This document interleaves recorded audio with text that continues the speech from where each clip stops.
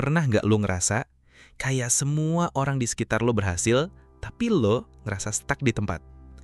Lagi ngumpul bareng keluarga, terus ada sepupu yang cerita soal promosi kerja barunya. Semua orang heboh, dan lo cuma senyum sambil nunduk. Lo mikir, kenapa sih gue nggak bisa kayak mereka? Tenang, lo nggak sendiri. Dan yang lo rasain itu bukan karena lo gagal. Itu karena ada satu hal yang diem-diem ngontrol hidup banyak orang, tapi jarang banget disadari, yaitu self-esteem. Self-esteem adalah cara seseorang dalam memandang, menghargai, dan mencintai dirinya sendiri. Istilah lainnya kadang disebut juga dengan harga diri. Self-esteem bukan cuma soal pede. Ini soal gimana lu melihat diri lu sendiri. Gimana lu nilai keberhargaan lo.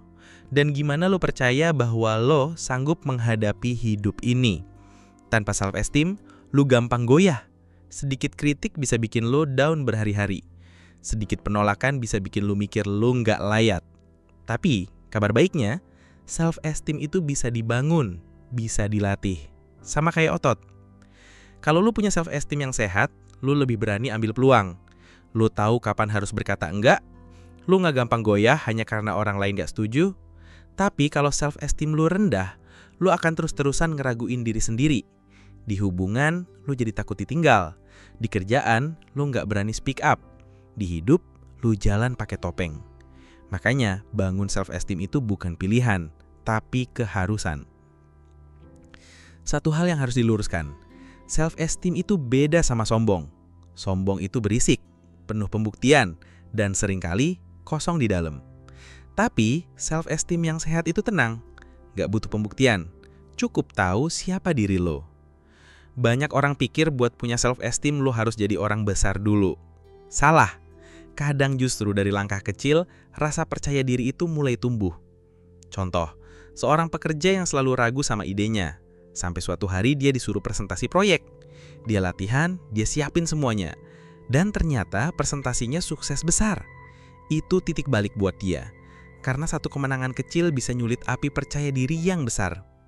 Atau pengalaman lainnya, seseorang yang awalnya cuma lari-lari kecil, ngos-ngosan, pengen nyerah. Tapi terus dilakuin, sampai akhirnya bisa ikut perlombaan lari jarak jauh. Dari situ dia sadar, kalau lu bisa push diri lo pelan-pelan, semuanya bisa berubah. Nah, sekarang lo tanya ke diri sendiri, seberapa sering lu bangga sama diri lo? Lu ngerasa pantas buat bahagia? Lu bisa nerima kritik tanpa down. Kalau lu jawab jujur, lu bakal tahu self-esteem lo lagi di titik mana. Caranya? Tulis di jurnal. Tanya ke orang terdekat, perhatiin pola pikir lo sehari-hari. Di situ jawabannya. Jangan bohong ke diri sendiri dengan bilang gue baik-baik aja padahal lu tahu enggak. Berani jujur ke diri sendiri itu awal dari perubahan. Lu cuma butuh satu hal. Keberanian buat lihat luka, dan niat buat nyembuhin bukan nyembunyiin. Lu pernah mikir, gue gak cukup pintar, atau gue pasti gagal. Nah sekarang, coba ubah jadi, gue belajar dan tumbuh setiap hari.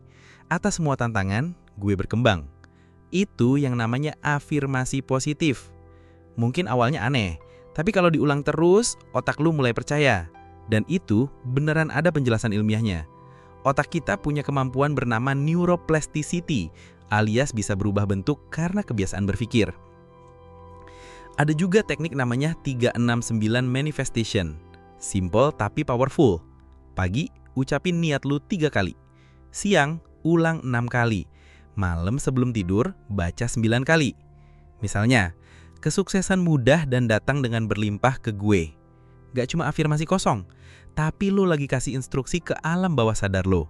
Dan saat tidur, otak menyerap itu lebih dalam. Gue tahu banyak dari kita nulis resolusi tiap awal tahun. Tapi Maret udah lupa semua. Kenapa? Karena tujuannya nggak realistis. Makanya pakai prinsip SMART.